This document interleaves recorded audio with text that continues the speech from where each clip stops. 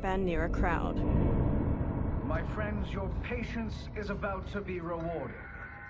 For I have saved the best for last. I have recently discovered a cure-all of unrivaled potency.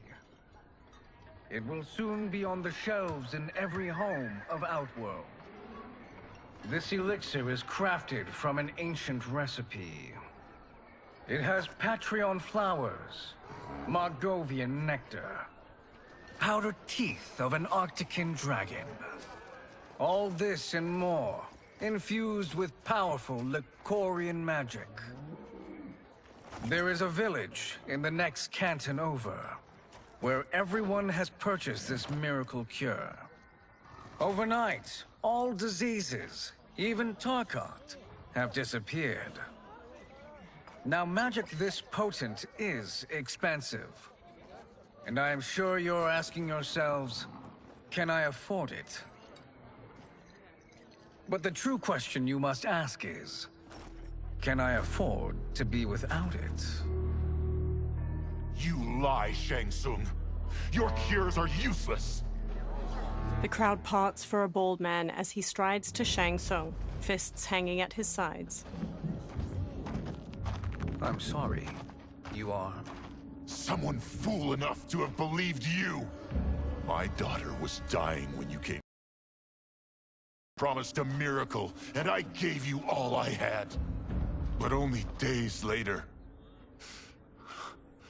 she was dead. That is impossible. My magic could not have failed her. There was no magic! I took your elixir to an Imperial mage, and you know what she said? The bald man snatches a potion from him and throws it down. It's nothing! Just Bourgeois tea! The mage is mistaken, kind sir. My elixirs are of superior quality. Their efficacy is guaranteed. The bald man flings him to the ground. Shang Tsung raises his hands as the crowd closes in around him. Lightning flashes over Shang Tsung's caravan at night. Lamplight pours out from it. Shang Tsung emerges from a door in his caravan, a small case in one hand. He slowly takes a seat on the small wooden stairway leading from his caravan door. He opens the case, revealing a mirror inside. He squeezes his eyes shut, then reaches for his head. His long gray beard drops to the muddy ground. Shang Tsung regards his reflection, now younger, beardless, and with shorter hair. It is an excellent ruse, your disguise. A woman stands nearby. Backwater folk are far more likely to trust a kindly old man. Here on behalf of a dissatisfied customer. If it's revenge you want, have at it. If it's restitution, there's nothing left. What I want, Shang Tsung, is to elevate you, to make you the great sorcerer that now you can only pretend to be. A generous offer. Why me? You are uniquely resilient. Who else could eke out a living traveling Outworld's hinterlands, selling quack cures and fake magic? A living? It is barely survival. And you were meant for more. To live among kings, not peasants. But since before you were born, you have been conspired against by those who fear how formidable you could become. How do you know this? Who are you? I am your deliverer, Shang Tsung. Join me, and I will put the realms at your feet. Water streams down Shang Tsung's face as he meets the woman's glowing blue eyes. He smiles toothily. A title appears, Mortal Kombat 1.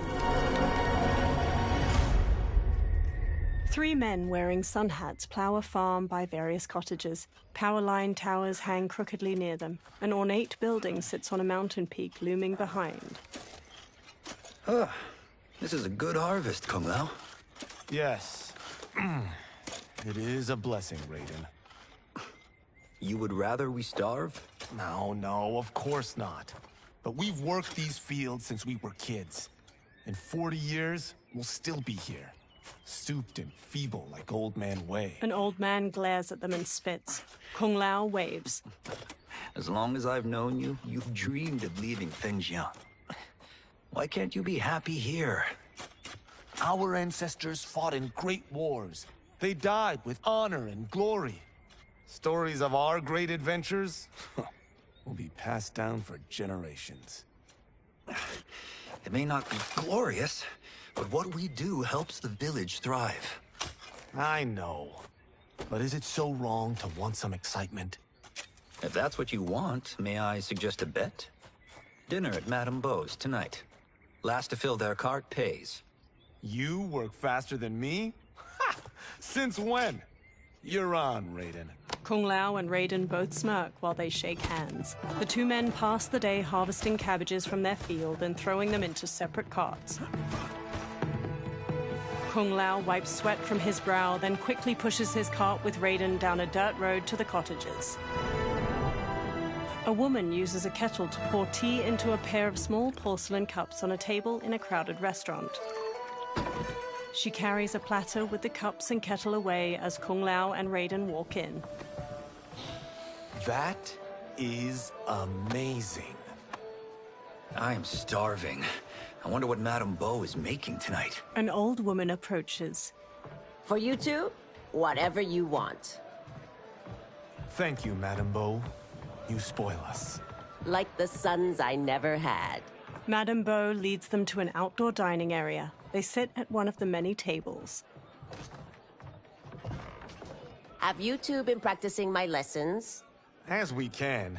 The harvest leaves us little time for martial arts. Since your first words, Kung Lao, you've mouthed nothing but excuses. If you fail to prepare... Your preparations will fail you. Good. You haven't forgotten. But we'll see if I make you anything special tonight. I'm glad you're paying. Madame Beau might just pad the bill with her anger. I am paying? You finished work last. But I delivered my cart first. Delivered? Huh. The bet was filled. That's not what I remember. So that's how it is, eh? What do you say we settle this man to man? Hmm? They walk off. Wait, you mean fight? Yes. Right here, right now. Madame Beau can watch, critique our form. A hooded man with glowing white eyes watches them pass by. Best 2 out of 3? Fair enough. We must be careful. Madame Beau will kick us out if we break something. Oh, this won't last long enough for that to happen. You will be down in no time. Fight.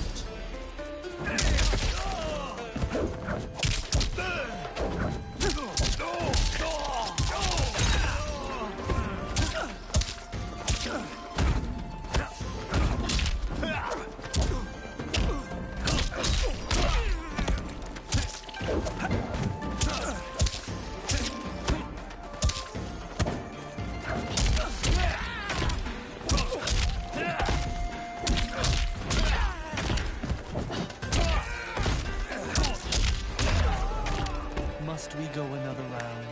We both know how this ends.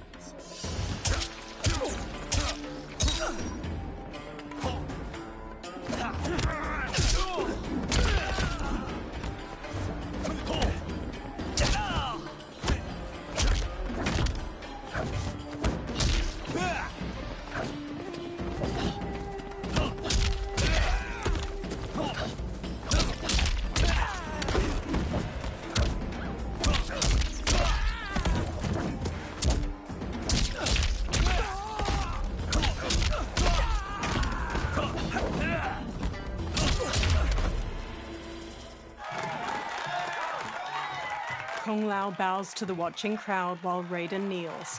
Kung Lao helps him up. You haven't beaten me yet. The day's coming, Kung Lao. Keep telling yourself that. Scraps of food in them sit on Kung Lao and Raiden's table. You were hungry. Oh. Everything was delicious, Madame Beau. Thank you, Raiden. You boys are always a pleasure to cook for. Raiden hands her cash, but his face drops as she beckons for more. A breeze wafts a bill from his hand toward a man in a dark garb and gas mask.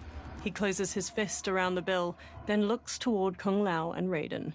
Madame Bo, the Lin Kuei await your answer. 5 people in dark clothes and cloth masks stand with him. He advances on Madame Bo. I have been busy, Smoke. She steps away. The Lin Kuei? Who are they? Don't know, but I don't like where this is going. What do we do? Stay ready. Madame Bo, it is a simple choice. Pay for our protection, or risk harm to this fine establishment. You'll get nothing from me. That, Madame Bo, is unfortunate. He turns to the Lin Kuei warriors and nods. They flip tables and chairs. Madame Bo punches Smoke's face. He blocks her next flurry of jabs, then flips her through a railing. She falls onto a table below, breaking it. Madame Bo! Kung Lao and Raiden quickly get up from their table and fight their way through the Lin Kuei warriors. Smoke throws a smoke bomb, then jumps through the spreading cloud and kicks Kung Lao and Raiden to the floor. You two are brave, but against us, you are in over your head. We don't care who you are or who you are with. You will not menace Madame Bo. Fight!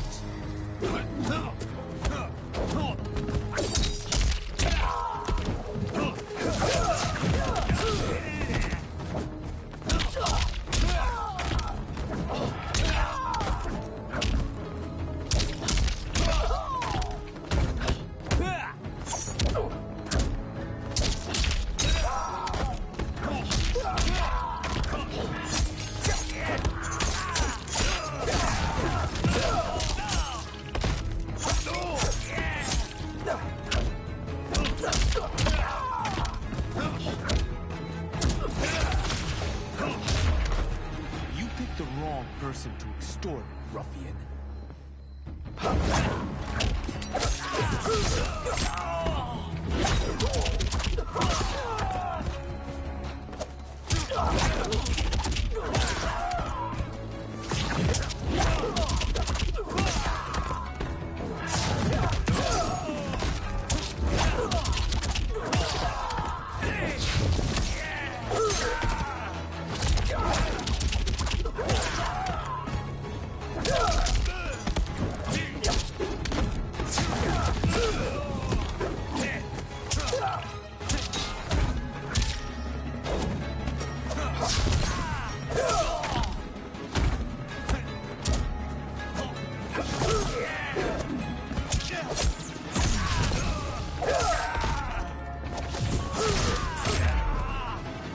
Keep you unharmed, Madame Bo will have to pay extra.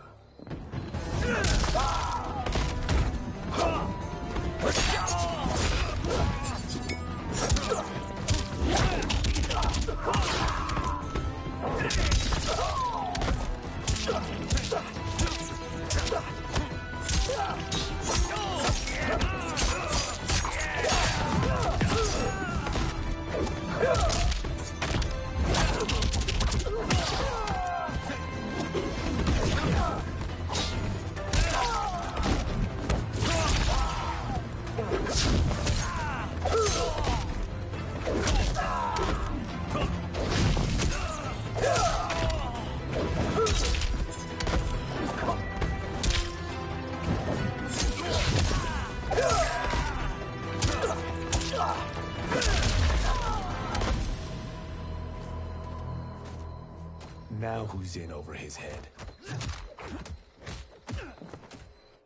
Raiden punches a Lin Kuei, who stumbles back. Kung Lao grabs him, then drops him.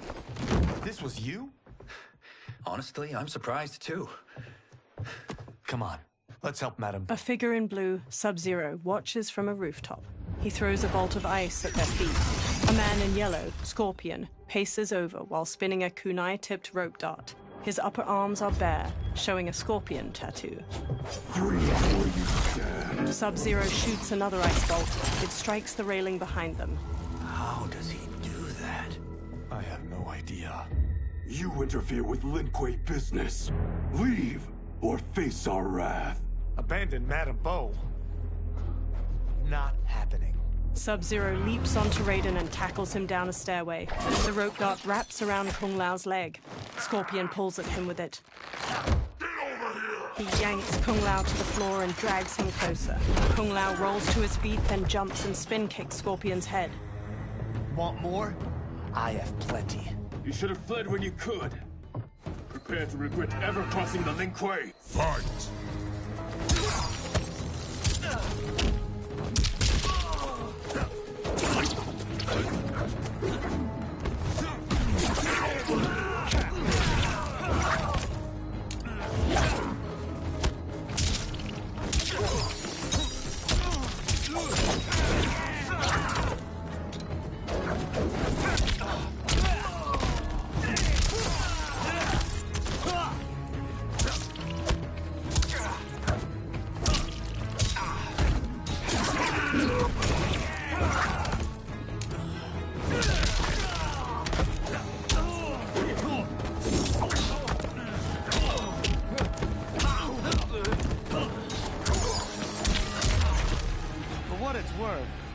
I'm not regretting this yet.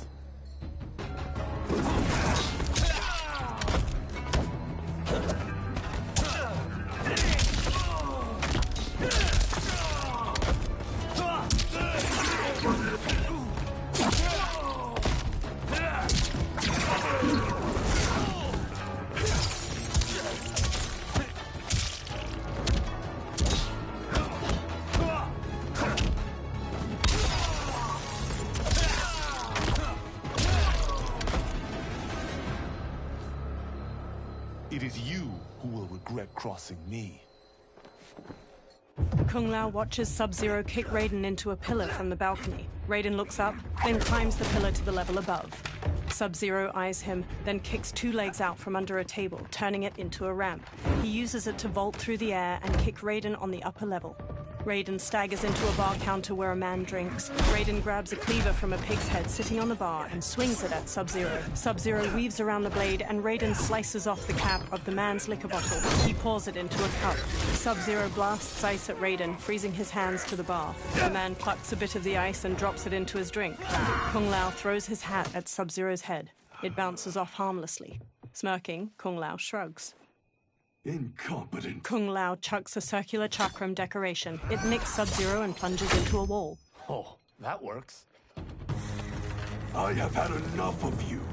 Then go, before I put you down like the rest of your Lin Kuei. You haven't a prayer against the Lin Kuei's Grand Master. Fight!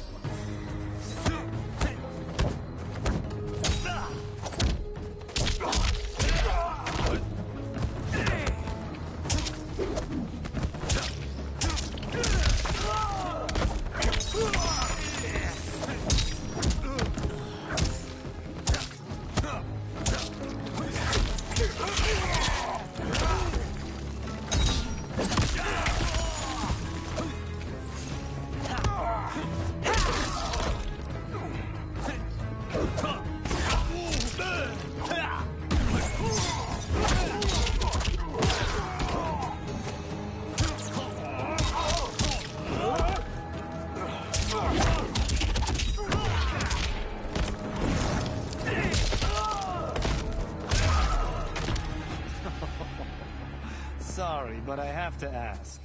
Can any of you Lin Kuei fight?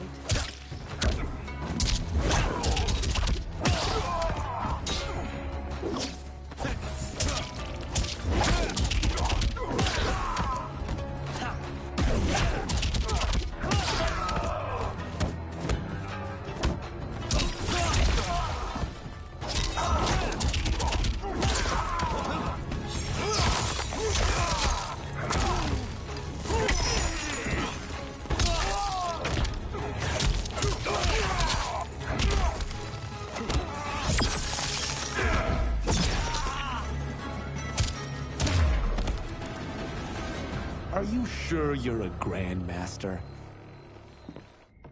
Kung Lao picks up his hat, then eyes the chakram decoration stuck in the wall. He strokes the hat's brim. Interesting. Kung Lao! Over here! Raiden checks Madame Beau's pulse as she lies inert, eyes shut. Kung Lao hurries over to them. Madame Beau. She's out cold. Oh no, is she... Dead? Not yet. She gets to her feet, lips a cigarette, then ignites it with a lighter. Madame Beau, how are you... Kung Lao. The hooded man with the glowing white eyes approaches them. Madame Beau takes a drag from her cigarette while the man meets her eye. So, Madame Beau, are they ready? A bit thick in the head, perhaps. But they are ready. His eyes are glowing. I am Lord Liu Kang, God of Fire and Protector of Earthrealm. God? Earthrealm? Madame Beau has been preparing you for this moment since you were boys.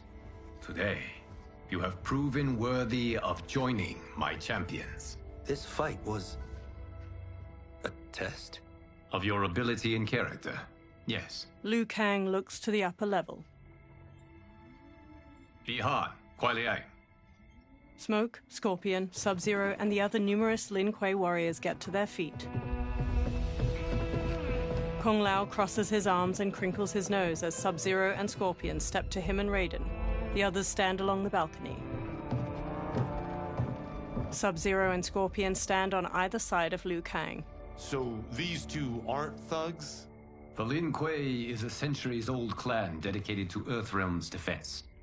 You keep saying Earthrealm. Don't you mean Earth? You boys have so much to learn. Earth is only a part of Earthrealm. Earthrealm itself is one of many realms. Together, they comprise the whole of the universe. The realms can be fierce, bitter rivals. That's why we need champions to defend ours. The time draws near for the grand martial arts tournament between Earthrealm and the realm of Outworld. Held once each century, it allows each realm to demonstrate its strength. While our realms are at peace, there are Outworlders who would prefer us to be at war.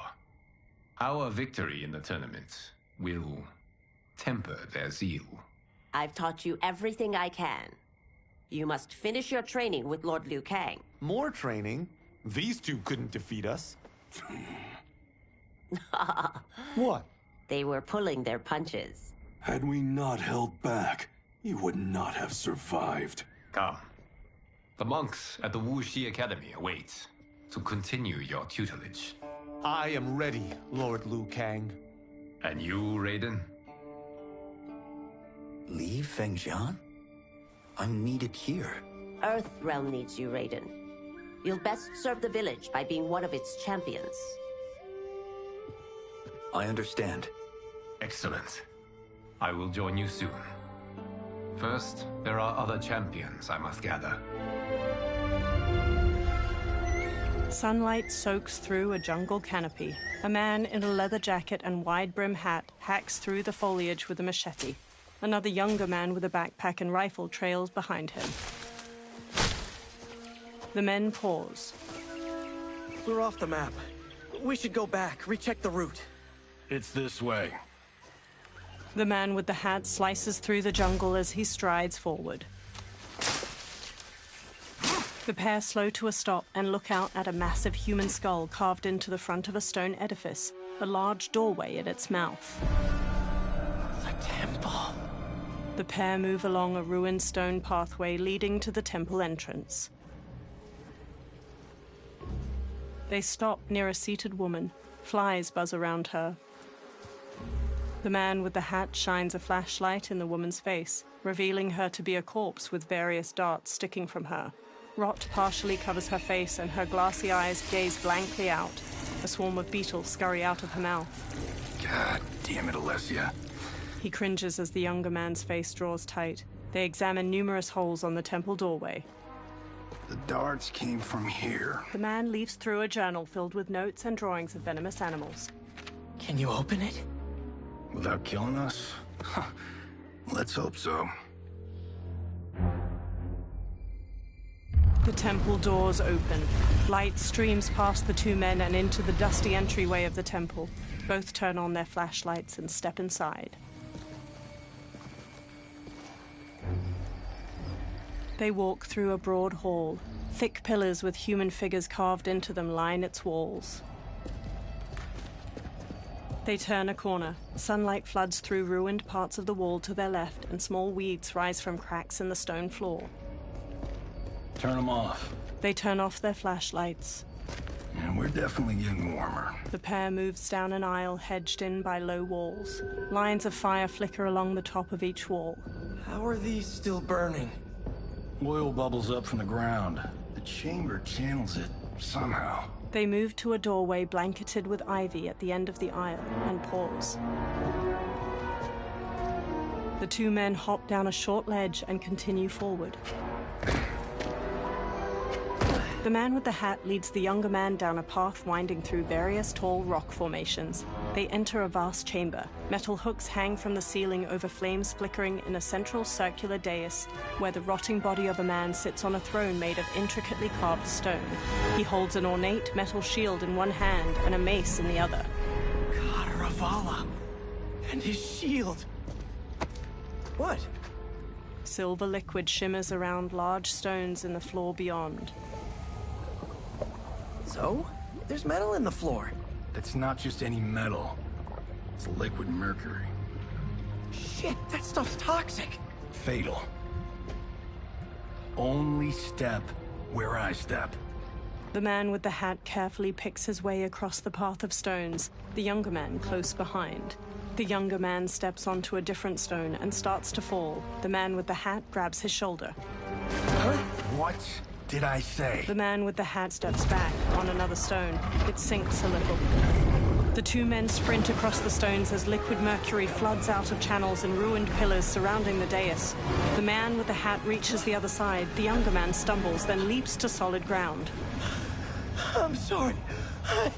Not now. He examines the reflection of a pillar in the liquid mercury surrounding the dais. He eyes the pillar itself. Get out the explosives. That's our bridge? Do this right, it'll fall across. The younger man sets explosives at the base of the pillar. A gnarled hand shoots up from the liquid mercury. Two armored women with tattered bat wings rise up. Kalima? They're real? The Kalima fly toward them. Keep working. I'll take care of the she-beasts. You disturb Cataravalla's slumber. For your sin, you die. Fight.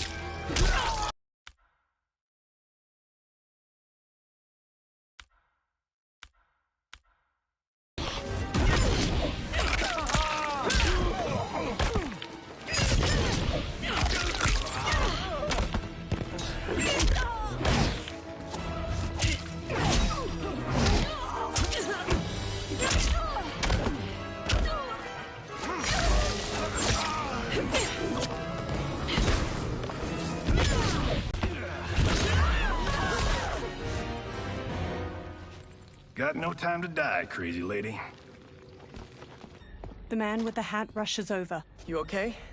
Yes, we ready? The younger man nods and detonates a bomb that blows up a pillar. The pillar falls, and they fist bump into the overgrown tomb. They stop by the corpse of Kataravala. The man with the hat brushes his hand across its shield. The younger man exclaims, This'll be worth millions. It belongs in a museum. He grabs the shield.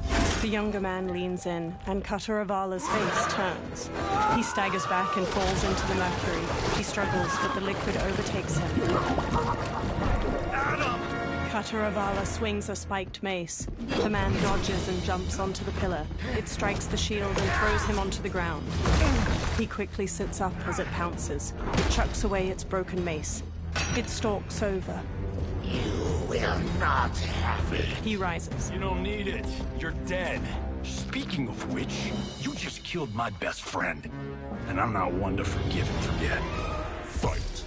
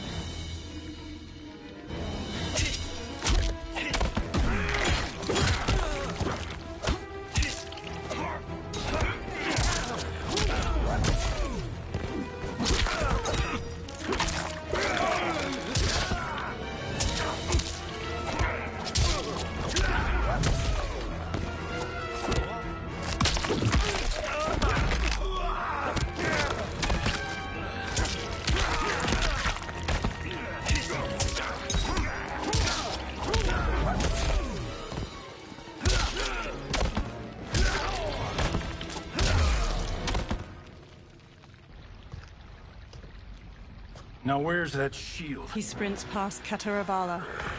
I am not yet defeated.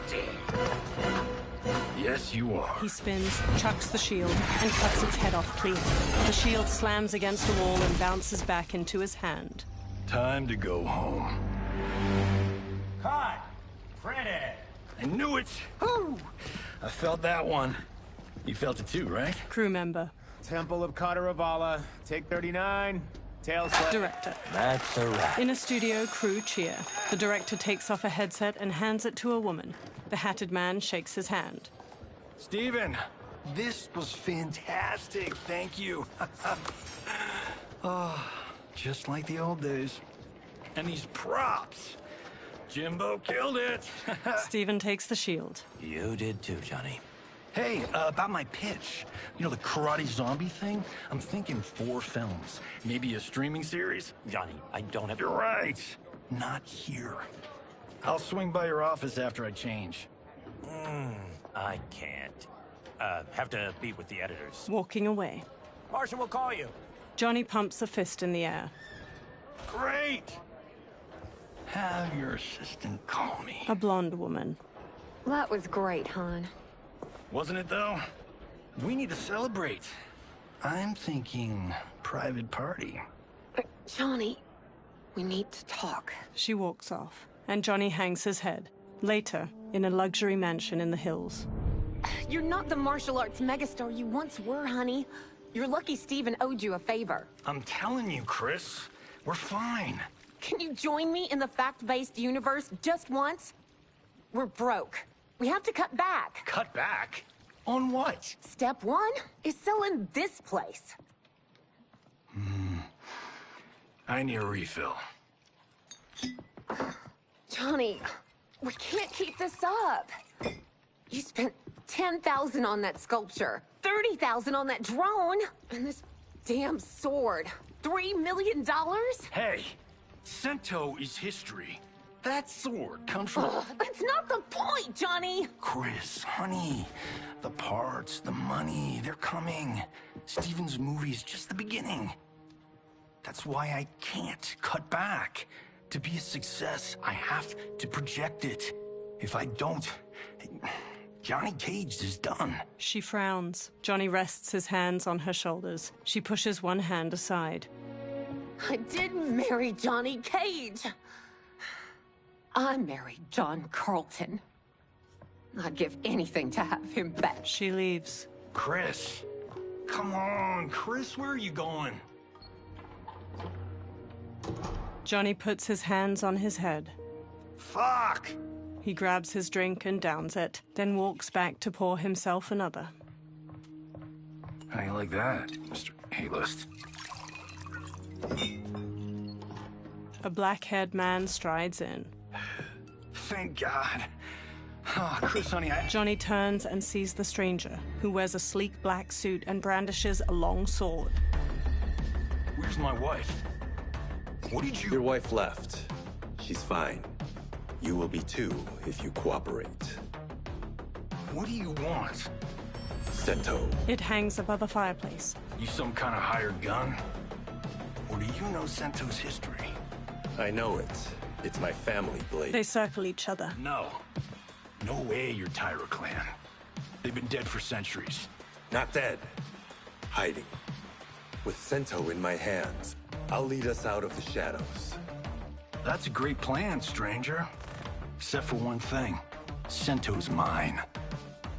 And I won't give it up without a fight. Fight!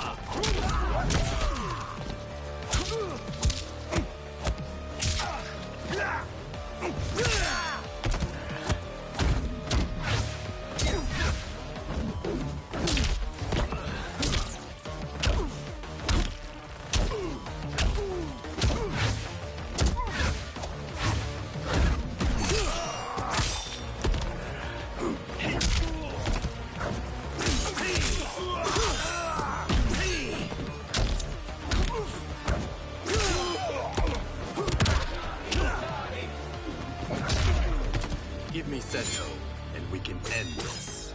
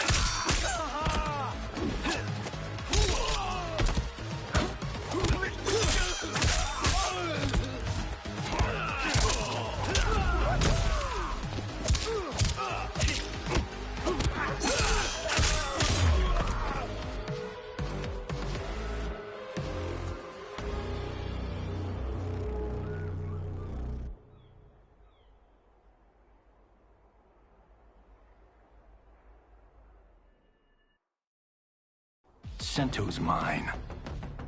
And I won't give it up without a fight. Fight!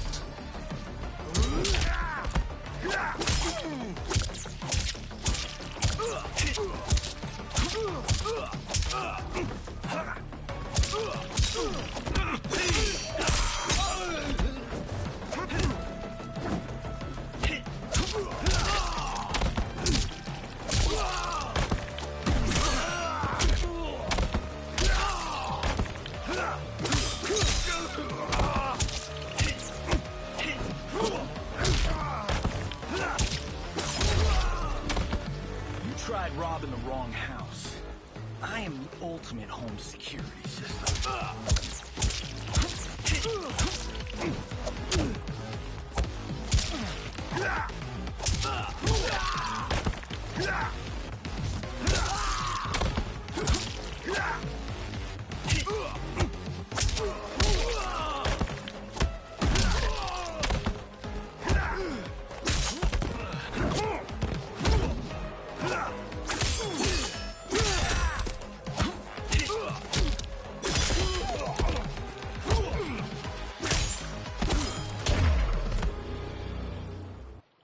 My house, my rules. Later at night, the defeated swordsman is tied to a chair.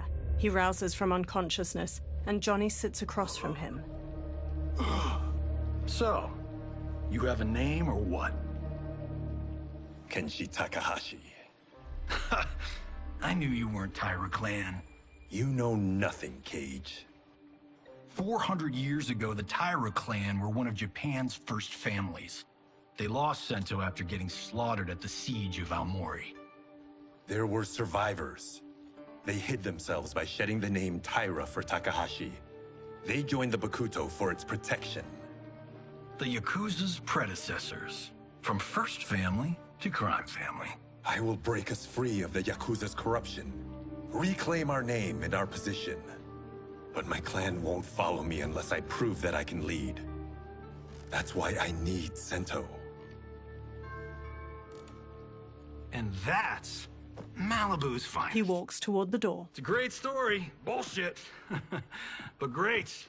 You should seriously consider becoming a screenwriter. Liu Kang, Scorpion, and Sub-Zero wait outside. What in the actual fuck? Good evening, Johnny Cage. I am Liu Kang, protector of Earthrealm. May we enter? Nothing's being shot here tonight. You sure you're in the right place? Yes. We come on a matter of grave importance. We must speak to you and your guest. What? Johnny narrows his eyes. How do you know about him? Because I am the god of fire.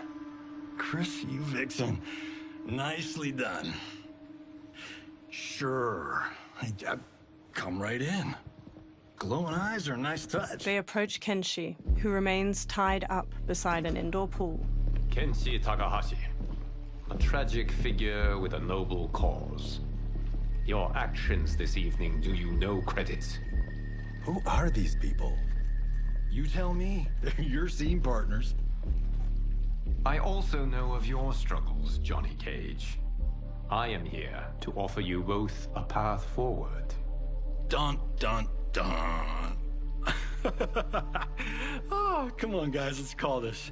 Chris was a doll to set this up, but as pranks go, this one's a bit obvious. This is no prank. Bihan, Kuai Liang, if you please. The blue-robed Sub-Zero starts to untie Kenshi. All right.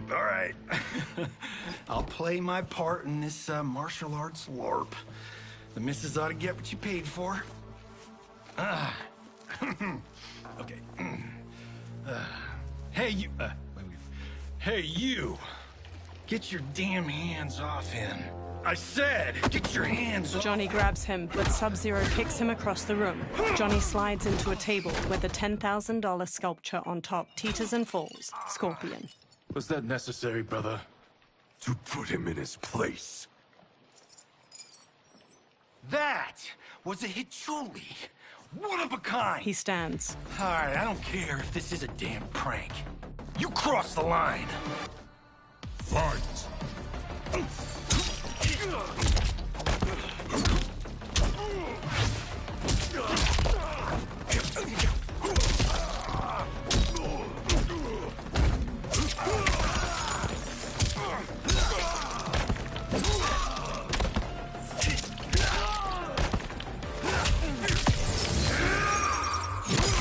The attacker hits the victim's face with a hook, then twists their arm to break their shoulder. Sub-Zero slides on ice shards which stab up through his victim's abdomen and skull. He then chops down with an ice war hammer.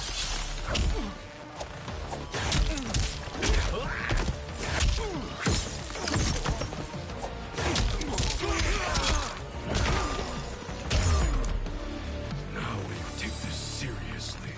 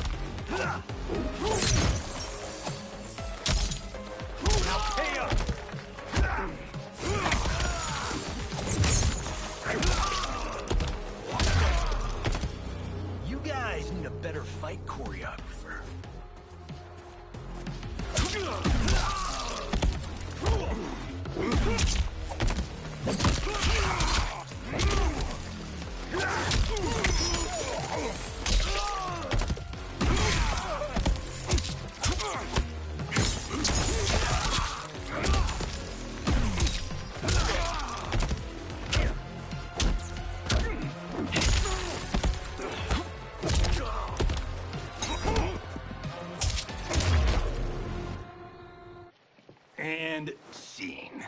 I hope you're insured, because you're paying for my Hachuli. Imbecile! You have no idea with whom you're dealing! Liu Kang bursts into flames. The flames dissipate. That's no special effect. Indeed, Johnny Cage. Johnny shifts his footing and glares. Kuai Liang. Scorpion bows. Okay, let's go back to one here. Who are you again? Lord Liu Kang, protector of Earthrealm, god of fire. Well, that last one tracks. But what's an Earthrealm? All will be explained, Johnny Cage. For now, what is important is that you both have been chosen to join its champions. Why him? Or me, for that matter. Because I have faith that you will rise to the challenge. And because your service will change the arcs of your lives. Johnny eyes Kenshi. Later, men spar in a sunlit courtyard. Mountains surround them, and lion statues border the entrance to the courtyard. Red pagodas are situated nearby, and cherry blossoms are in full bloom. Several monks wear brown and orange uniforms. Later, they strike wooden dummies that have small poles sticking out. Others spear their hands into steaming hot sand in rock bowls. Later, a monk with a braid swings at Raiden. Raiden blocks and punches his chest. Another attacks, and Raiden counters with a flying kick. Raiden strikes and front kicks a third challenger. Hunching over, Raiden shuffles in an offensive stance. He straightens and brings his hands together, fist to flat palm, and the nearby monks do the same. Kung Lao saunters up with a razor-rimmed hat. That is not a good idea. It is genius, Raiden. The next time we see Sub-Zero, I will have to thank him for inspiring it. Ow! See? It won't be effective. Kung Lao throws the hat like a flying disc. It slices a target and flies back. He catches it by twirling a finger inside it. Maybe it's too effective. Johnny walks up. We just need to get on with it. We've been cooped up here for months. I can't base a cinematic universe on Outworld's monsters and magic if I don't ever see them. Kenshi joins. That's why you're here? Liu Kang said this gig would change the arc of my life. That's how it gets done. My ex will rue the day she gave up on me. So selfless. Oh, please, Tattoo. You're just here to get your sword back. We all have our reasons for being here. Some better than others. But we are not here to fight among ourselves. We are here to fight for Earthrealm. It's about damn time. Liu Kang steps out. And today, one of you will be chosen to fight for it at the tournament. Only one of us, Lord Liu Kang? Isn't Outworld fielding several champions?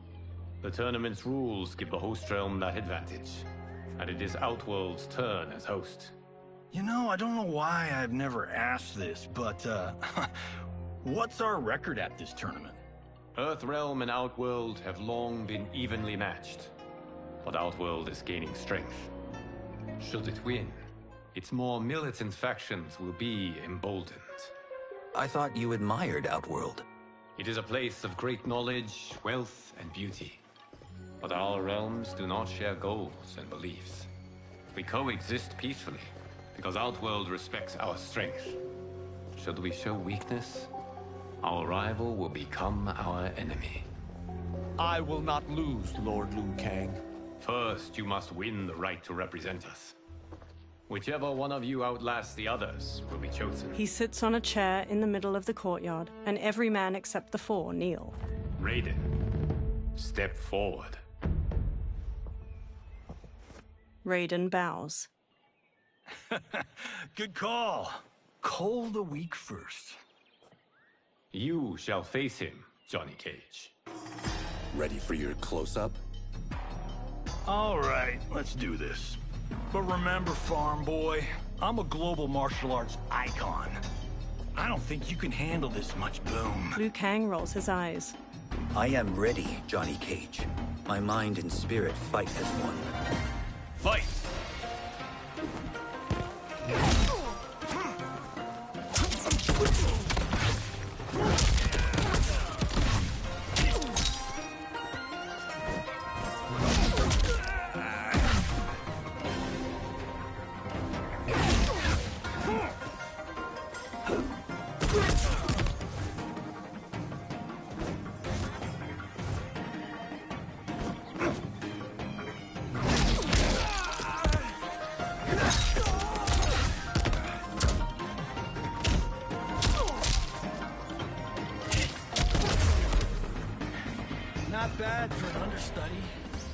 but you'll never be the star.